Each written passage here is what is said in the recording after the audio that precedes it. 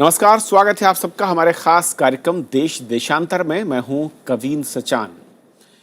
हवाला और drugs racket के मामले में प्रवर्तन निदेशालय ने पंजाब के राजस्व मंत्री विक्रम सिंह मजीठिया को पेशी का सम्मन भेजा है। ईडी ने मजीठिया से पूछा है कि 6,000 करोड़ के ड्रग्स रैकेट में जिन 3 एनआरआई के नाम सामने आए उनसे उनका क्या संबंध है। ईडी ने 26 दिसंबर को जालंधर के दफ्तर में उन्हें पेश होने को कहा है। तो वहीं विरोधी दल अब ड्रग रैकेट में निष्पक्ष जांच और विक्रम सिंह मजीठिया के इस्तीफे की मांग कर रहे हैं। लेकिन सवाल यह है कि आखिर पंजाब इस तरह के मसलों में सबसे आगे क्यों है, और अगर एक आंकड़ा देखा जाए करीब 67% मामले ऐसे पंजाब से आते हैं जहां पर ड्रग ट्रैफिकिंग का या फिर हवाला का केस होता है। समझने की कोशिश होगी खास मेहमानों से कि असल में ऐसा क्यों है, और जब इस तरह के मसलों में राजनेताओं के नाम सामने आते हैं तो इसके मायने क्या। हमारे साथ खास मेहमान जो है मौजूद इस वक्त, इस चर्चा उनका परिचय करा दूं। उनके सिंह साहब हैं, वरिष्ठ पत्रकार। सिंह साहब, स्वागत है आपका। हमारे साथ डॉक्टर राजेश कुमार हैं जो कि डायरेक्टर हैं society for promotion of youth and masses से। स्वागत है आपका राजेश जी। केटीएस तुलसी साहब हमारे साथ हैं, सीनियर एडवोकेट हैं और साथ ही साथ राज्यसभा में सांसद भी हैं। तुलसी साहब, बहुत बहुत स्वागत है। और टीआर कक्कर साहब हैं, former Delhi police commissioner. Kakkar ji, स्वागत है। सबसे पहले कक्कर साहब, आपसे ही इस पूरे मसले में अगर मैं थोड़ा सा टेक्निकलिटीज के बारे में समझना चाहूँ आपसे। कोई कह रहा है कि किसी को सम्मन भेज देना महज एक औपचारिकता है, उसे आरोपी कहना भी गलत होगा, यहाँ तक कहा जा रहा है, जो पॉलिटिकल दलीलें हैं।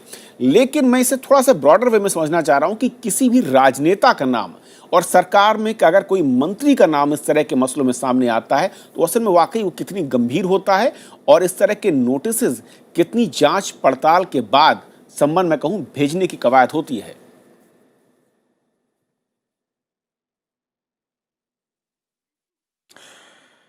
देखिए, मैं राजनीति में नहीं पढ़ूंगा, लेकिन क्योंकि एनफोर्समेंट डायरेक्टरेट ने पूरी छानबीन के बाद, तमाम तरफ से छानबीन करने के बाद ये एक यकीन उनको हुआ है कि एक ऐसा व्यक्ति है जिससे और पूछताछ करने से, या वो एक ऐसा व्यक्ति है जिसको इस पूरे जो भी ये ड्रग्स का जो केस चला है उनके पास, उसको काफ़ी जानकारी हो सकती है, और हो सकता है उसको जानकारी के आगे भी कुछ उसके लिए हो, तो उन्होंने उनको सम्मन किया है। ये बिल्कुल सही है कि सम्मन हम किसी को भी कर सकते हैं, एनफोर्समेंट डायरेक्टरेट भी कर सकता है, पुलिस भी कर, इसमें एनफोर्समेंट डायरेक्टरेट का है, वो कर सकते हैं।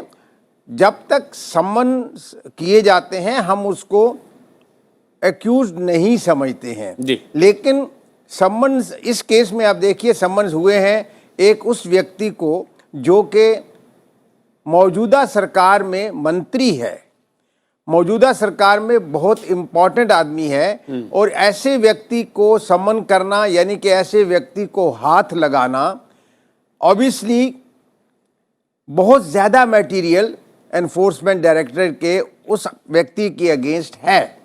तभी उन्होंने ये इतनी हिम्मत की है कि एक मंत्री को वहाँ पे बुलाएं और वो करें। तो सम्मन पहले हो गया, वो पहुँच गए हैं, पहुँचेंगे जब 26 को। अगर उनके पास मटेरियल इतना ज़्यादा है और इनसे जो बातचीत होगी उसकी ये सही जवाब नहीं दे सकते हैं जिनसे कि उनको तसल्ली हो, तो वहीं के वहीं एक्यूज बन जाएंगे। ऐसी कोई बड़ी बात नहीं है। सम्मन किए, आपको बुलाया गया है, आप यकीन नहीं करा सकते हैं, आप मंत्री हैं, कुछ भी हैं, आपको वहीं के वहीं वो एक्यूज डिक्लेयर करके अरेस्ट कर सकते हैं। ये डिपेंड करता है कि उनके पास किस तरह का सबूत है मौजूद है या आगे निकलेगा। केटीएस तुलसी साहब, जो कक्कर साहब करेंगी बहुत अहम है कि ईडी की ओर से एक मंत्री को सम्मन भेजना ही अपने आप में मैं कहूं कि प्रक्रिया काफी आगे है, और प्राथमिक साक्ष्य जरूर होंगे तभी शायद ईडी कदम उठाता है। अब ऐसे में राजनीतिक लोगों का इस तरह के रैकेट में शामिल होना या फिर आरोपी भी बन जाना, आपको किस तरीके का लगता है कि असल में ये कितना बड़ा दाग है राजनीतिक समाज के लिए, उन लोगों के लिए जो कि सार्वजनिक जीवन में है, और किस तरीके का बिहेवियर होना चाहिए जब ऐसे मसले सामने आते हैं? मैं ये समझता हूँ कि ये बहुत ही गंभीर मामला है। मेरे को केस के डिटेल्स नहीं पता, जो भी मीडिया में आया है वो थोड़ा बहुत जो पढ़ा है उसी की बिना के ऊपर मैं बात कर सकता हूँ, मगर इस केस के बारे में बात नहीं करूँगा। मैं सिर्फ ये कहूँगा कि एफआईआर लिखने के लिए और किसी को अरेस्ट करने के लिए एज मुल्जिम सिर्फ शक की ज़रूरत होती है, और इस केस में शक ही नहीं बल्कि डॉक्यूमेंट्री एविडेंस का भी हवाला दिया जाता है कि जिसमें इनके नाम लिखे गए हैं, मगर फिर भी 1 साल से ज़्यादा पुलिस ने कार्रवाई नहीं की। नारकोटिक कंट्रोल ब्यूरो को भी ये केस नहीं गया ताकि निष्पक्ष जांच हो जाए। और मैं ये समझता हूं कि जैसे कि प्राइम मिनिस्टर का बयान था कुछ दिन पहले कि जो ड्रग मनी है ये देश के लिए बहुत बड़ा खतरा है, देश की सॉवरेनिटी इंटेग्रिटी के लिए खतरा है, और यही मामला यही पैसा जो है ड्रग से ये टेररिज्म के लिए इस्तेमाल होता है। और मैं तो समझता हूं कि अगर ज़ीरो टॉलरेंस है आतंकवाद के लिए तो ये मामला जो है ये नेशनल इन्वेस्टिगेटिंग एजेंसी को दिया जाना चाहिए था, क्योंकि ड्रग एक बहुत ही घिनौना जुर्म है जी, उसके लिए बहुत कड़ी सज़ा है। तो सिर्फ ये कि एक एनफोर्समेंट डायरेक्टरेट का नोटिस जाना अगर इतना कुछ है जैसे कक्कड़ साहब कह रहे हैं, तो मेरे को लगता है कि ये एक बिल्कुल सही कदम नहीं है। सही कदम तो यही होगा कि नेशनल इन्वेस्टिगेटिंग एजेंसी को ये केस दिया जाए और वो इन्वेस्टिगेट करें और जिसको भी हिरासत में लेना है लिया जाए जी, उसके बाद ही इन्वेस्टिगेशन होती है। जी, मैं लौटूंगा आपके पास तुलसी साहब। इनके सिंह साहब, क्योंकि जो भी मैं कहूँ कि ड्रग्स पैडलिंग होती है या फिर जो इससे केसेस हैं या फिर जो सीज किया जाता है, मैं कहूँ उसके 60 से 62% मामले सिर्फ और सिर्फ पंजाब से आते हैं। और पंजाब जैसे राज्य में जहाँ पर इतना ज़्यादा सेंसिटिव हो ये मसला, मैं कहूँ कि वहाँ पर एक मंत्री पर इस तरह के आरोप लग जाना, और जैसा कि तुलसी साहब कह रहे हैं, कक्कड़ साहब ने कहा कि बहुत जब गंभीर मसला होगा तभी शायद सम्मन भेजने की कवायद मंत्री के खिलाफ होती है। ऐसे में जिस तरीके का रवैया दिखता है राजनीतिक दलों की ओर से, अभी भी आरोप प्रत्यारोप, कोई कह रहा है कि फंसाने की साजिश हो रही है, कोई कह रहा है बचाने की कवायद हो रही है, असल में किस तरह की प्रक्रिया है? और जब राजनेता का नाम आ जाता है तो लगता है कि मामले को बहुत ज़्यादा हल्का करने की कोशिश होती है। कविन जी, आप देखिए ये बड़ी मोटी खाल होती है पॉलिटिकल क्लास की, ये सेंसिटिव नहीं होते हैं, वरना ये केस सीधा वारंट करता है कि पहले ये इस्तीफा दे। अगर समन्स इशू हो गए हैं तो सीधी सी बात है कि आज सुप्रीम कोर्ट के जजमेंट के बाद सिंगल डायरेक्टिव नहीं रहा, जो सेक्शन 6E है DSP का, वो भी नहीं रहा। और ऐसे में पहली बात है कि अगर समन्स इशू हुए हैं तो इसका मतलब आप इन्वेस्टिगेट ऑलरेडी कर रहे हैं। ऐसे में सीधी सी बात है कि अगर पॉलिटिकल क्लास थोड़ा भी सेंसिटिव होता तो वो ये बड़े आसानी से वो कहते, पहले तो वो सोर्स को चैलेंज करता है। ये टिपिकल पॉलिटिकल क्लास का एक डिफेंस होता है कि पहले सोर्स की क्रेडिबिलिटी चैलेंज कर दो, उससे बचो तो जनरलाइज प्रोपोजिशन में बात करो। यहां पे देखिए लालू यादव के केस को आप देखें या तमाम जो केसेस हैं, हर जगह ये कहा जाता है, तमाम जो केसेस करप्शन के हैं, कि साहब अभी क्या हुआ है, अभी तो फाइनल कोर्ट से जब हो जाएगा तब माना जाएगा ना, लिहाजा आप सेशंस जाइए, हाई कोर्ट जाइए, सुप्रीम कोर्ट जाइए और पूरी जिंदगी आप काट दीजिए। यहां पे सीधी सी बात है कि एक पूरा यूथ पंजाब का खराब हो रहा है और ये 25 साल से चल रहा है, कोई आज से नहीं चल रहा है। नार्को टेररिज्म सबसे ज्यादा, आप सोचिए ये जो हेरोइन होता है, आप देख रहे हैं जो ड्रग्स का, वो पर्टिकुलरली हेरोइन का केस अगर आप ले तो ये फाइनल डेरिवेटिव है ओपिएट ग्रुप का। अफीम से निकाला जाता है, मॉर्फिन से भी जब इंप्रूव किया जाता है तब ये जाके हेरोइन बनता है। अगर 3 बार इसको कोई पी ले तो उसके बाद इसको छोड़ना मुश्किल होता है। आज ये यूथ बम बन के घूम रहे हैं, आप इनसे आप टेररिज्म करवा लीजिए, आप इनसे आप मर्डर करवा लीजिए, सिर्फ ये बता दीजिए कि पुड़िया वहां रखी हुई है, ये मर्डर करके आओ, ये पुड़िया मिल जाएगी। इतना ज्यादा उसमें तकलीफ होती है। अगर हीरोइन का एडिक्ट है कोई तो उसमें पेन होता है जबरदस्त बॉडी में, क्योंकि हमने इसको काफी, मैंने लेबोरेटरी में बनवा के देखा एक जमाने में जब मैं रिपोर्टर हुआ करता था, और तब जाके ये रिपोर्ट किया कि इसका प्रोसेस क्या है। तो आप समझ सकते हैं कि पूरे पंजाब के यूथ को आप बर्बाद कर रहे हैं। यानी जितना गंभीर मसला है उतनी ही मैं कहूं कि गंभीरता या थोड़ी सी गंभीरता उसका 1/100th भी नहीं है। पॉलिटिकल क्लास में जो सेंसिटिविटी होनी चाहिए, आज आपका एक मिनिस्टर इसमें, और आज से नहीं है, अरुण जेटली चुनाव ही इसी वजह से हारे। वहां का पूरा जो गार्जियन था, महिलाएं थी, जो जो बच्चों के माँ बाप थे, उन्होंने एक रिवोल्ट किया वर्चुअली कि नहीं, ये नहीं होने देंगे। और ये जो आप देख रहे हैं हार अरुण जेटली की हुई है, इसके पीछे वही कारण था। तो आप सीधी सी बात है कि पॉलिटिकल क्लास सेंसिटिव नहीं। आज नरेंद्र मोदी जी को ये सीधा पहला काम ये था कि कहें कि नहीं साहब, एसएडी से हमारा कोई ये समय संबंध नहीं होगा अगर इसका मिनिस्टर इन्वॉल्व है। उस समय भी आरोप लगे थे कि आपके 2 मिनिस्टर्स इन्वॉल्व हैं। ये बड़ा सीधा से कहा गया था। आज एक मिनिस्टर पे समन्स इशू कर दिया गया है, इसके बाद भी सेंट्रल लीडरशिप बैठी है, जबकि 2 दिन पहले मन की बात में ये कहा आपने कि साहब ये नार्को टेररिज्म डेवलप कर रहा है। ये नेक्सस इंटरनेशनल बॉर्डर है, आप ध्यान रखिए कि पंजाब इंटरनेशनल बॉर्डर है और पूरा का पूरा वहां से लैंड एरिया से आप आ सकते हैं। एंट्री वहीं से शुरू होती है। मैं राजेश जी आपको बताऊं, उससे पहले एक सवाल मैं तुलसी साहब, जिस तरीके का ये मामला है और इससे पहले भी मैं कहूं कि नेक्सस जो दिखता रहा है पॉलिटिशियन में या फिर इस तरह के ड्रग पैडलर्स के बीच में या फिर जो बड़े ग्रुप रहे हैं, मैं कहूं कि नशाखोरी के, उनको लेकर क्या वाकई पंजाब के युवाओं की चिंता किसी को नहीं है और अभी भी सिर्फ अपनी राजनीति और अपने मैं कहूं कि खादी के दागों को छिपाने और बचाने की कवायद बदस्तूर जारी है? ये बहुत अफसोस की बात है कि जो राजनीति में होते हैं उनके खिलाफ कार्रवाई होने में पहले तो बहुत विलंब होता है। अगर होती है तब सिर्फ तब जबकि अदालत उसमें इंटरवीन करे, और तब तक इतनी देर हो जाती है, फिर उसके बाद ट्रायल में 10 साल और निकल जाते हैं। तो मैं ये समझता हूँ कि ऐसी स्थिति में जहाँ पे सारे प्रदेश का युवा का फ्यूचर इन्वॉल्व है, उसके लिए तो हमें कोई भी इसमें ढील नहीं देनी चाहिए। इसकी इन्वेस्टिगेशन पूरे जोर से और सक्षम तरीके से नेशनल इन्वेस्टिगेशन एजेंसी को देनी चाहिए, क्योंकि इसके इंटरनेशनल रेपरकशंस हैं। ये कोई भी प्रदेश की पुलिस जो है इसको अच्छी तरह से इन्वेस्टिगेट नहीं कर सकेगी। अभी तो सिर्फ मनी लॉन्ड्रिंग का मामले के बारे में नोटिस गया है, मगर सवाल तो ये है कि ये एक एनडीपीएस का जुर्म है। एनडीपीएस के जुर्म में जमानत भी नहीं होती और बहुत कड़ा होता है।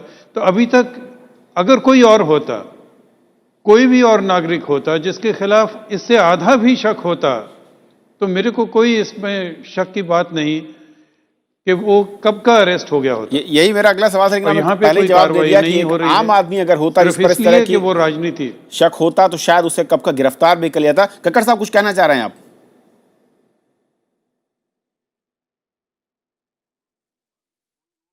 मैं तुलसी जी से बिल्कुल सहमत हूं। अगर कोई और नागरिक होता या कोई और कर, देखिए ये मंत्री जिसको भी सम्मन अभी गया है, ये एक आज के दिन सरकारी कर्मचारी है।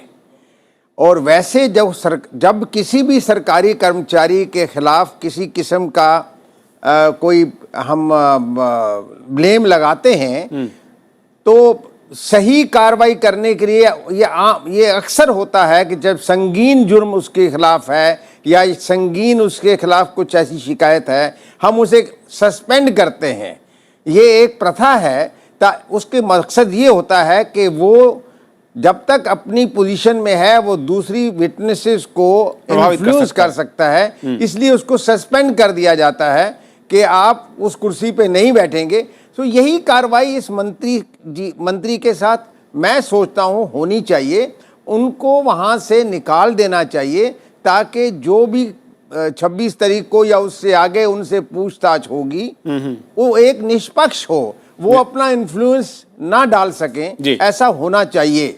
ऐसा होना चाहिए, लेकिन तभी बाकी रह गया कि एनआईए करेगी या एनफोर्समेंट डायरेक्टरेट करेगी, ये तो सरकार की अपनी मर्जी है। अगर वो समझते हैं कि इंटरनेशनल रेपरकशंस हैं और काफ़ी ज़्यादा रेपरकशंस हैं तो एनआईए केवल एक ऐसी एजेंसी है जो कि ये कर सकती है। बाकी सरकार पर छोड़ते हैं, सरकार क्या चाहती है, किस तरह देखना होगा कि 26, लेकिन इनको वहां से इस ओहदे से हटना चाहिए। आप मान रहे हैं। राजेश जी, 2 बड़े सवाल उठते हैं। पहला ये कि जब युवाओं का भविष्य ताक पर लगा हो, जिसके खिलाफ मैं कहूं कि ड्रग्स को लेकर सरकारें और दल एक ही सुर में बात करते हो, जब उस मसले को लेकर किसी एक दल के खास किसी भी एक दल या किसी भी मंत्री पर बात आती है तो फिर तमाम पैरामीटर्स बदलने की बात शुरू हो जाती है।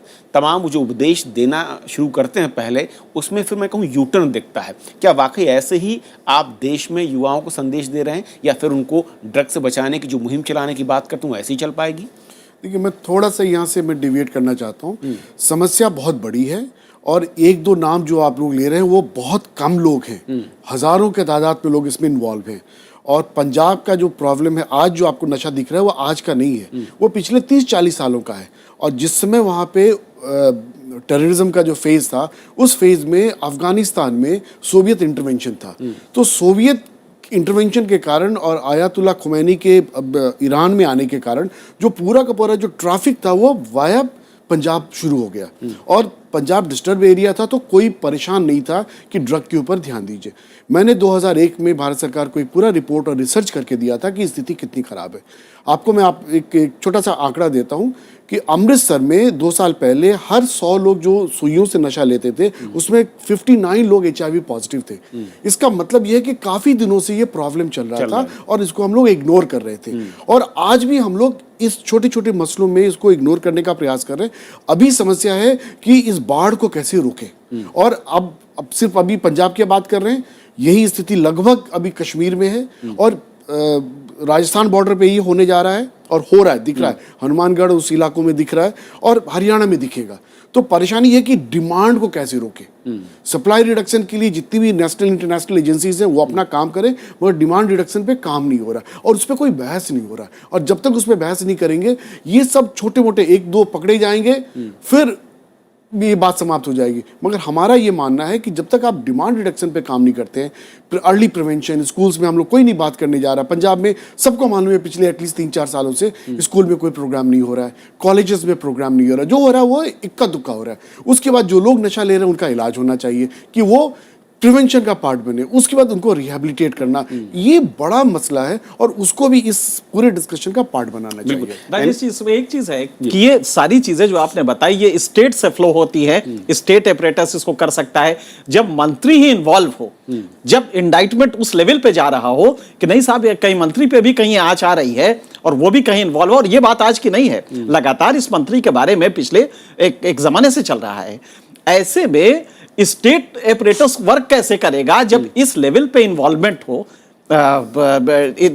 इस पूरे केस में? तो मुझे लगता है कि जो प्रॉब्लम है वो ये है कि अगर एक एग्जाम्पलरी पनिशमेंट आप नहीं देते हैं इस मिनिस्टर को, पहले तो आप सीधे रिमूव करें, क्योंकि और ये एसआईडी को करना चाहिए, अकाली दल को करना चाहिए कि ये पहला काम करे कि इसको रिमूव करे और उसके बाद जो लॉ का नॉर्मल कोर्स होता है वही लिया जाए। जो कक्कड़ साहब और केटीएस तुलसी साहब बता रहे हैं कि एक नॉर्मल आदमी होता तो दरोगा जी कब का बंद कर चुके होते, लेकिन आज मिनिस्टर है तो आपको सारी चीज लगा रही है कि साहब अभी तो सिर्फ सम्मन्स आए हैं, उसके बाद चार्जशीट, और चार्जशीट भी क्या होता है, जब तक आप कन्विक्ट जेल में नहीं जाएंगे आप ये सुविधा एंजॉय कर सकते हैं, मिनिस्टर बने रह सकते हैं, दलील देते रहेंगे जी।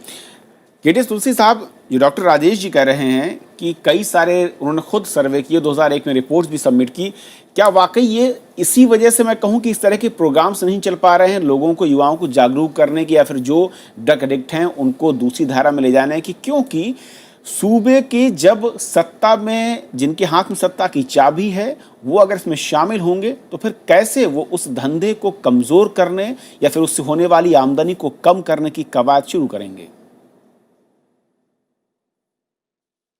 बिल्कुल, मैं इस बात से सहमत हूं और ये भी कहना चाहता हूं कि इतने लार्ज स्केल पे स्मगलिंग और तस्करी हो ही नहीं सकती जब तक पॉलिटिशियन और पुलिस में एक कंस्पिरेसी ना हो।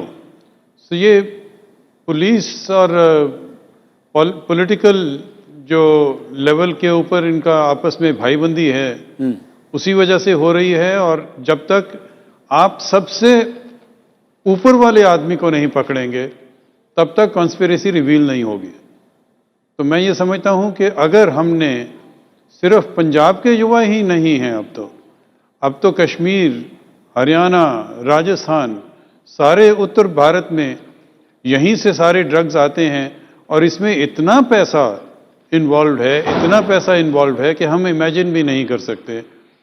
तो कुछ ना कुछ कठोर कदम उठाना चाहिए और एक मिसाल कायम करनी चाहिए ताकि इस रैकेट को तोड़ा जा सके। नई मिसाल कायम करनी होगी। मैं क्या कर सकता हूँ राजेश जी? देखिए, अफगानिस्तान में जो हेरोइन का प्राइस है वो 3 से 5 लाख रुपया है। जब वो पंजाब पहुंचता है तो 2 करोड़ रुपया हो जाता है। तो आप अंदाज कीजिए कि जितना डिमांड होगा और जितना आप उसको कंट्रोल करेंगे सप्लाई को, प्राइसेस ऊपर जाएगा। और जैसे जैसे प्राइसेस ऊपर जाएगा, छोटे मोटे जिसको कुछ भी नहीं इन्वॉल्व होना है वो इन्वॉल्व हो जाता है। तो कहीं ना कहीं इसको भी हमें ध्यान रखना है कि बड़े लोगों को जो इस गंद में लगे हुए हैं उनको आप जरूर सजा दीजिए, मगर ग्रास रूट पे जब तक डिमांड आप नहीं घटाएंगे, ये इतना बड़ा बिजनेस है जिसकी आपका करीब $500 बिलियन का ये बिजनेस है। $500 बिलियन का बिजनेस। कक्कड़ साहब, क्या वाकई जो राजेश जी कह रहे हैं कि जब तक आप उसकी डिमांड को कट नहीं करेंगे तब तक आप इसे नहीं रोक सकते हैं, या फिर जो कि तुलसी साहब और सिंह साहब कह रहे हैं कि जब बड़े आकाओं पर गाज गिरेगी या फिर पनिशमेंट होगा, एक मिसाल कायम की जाएगी, उसके बाद ही आप इस पूरी चेन को तोड़ने की ओर आगे बढ़ते नजर आएंगे?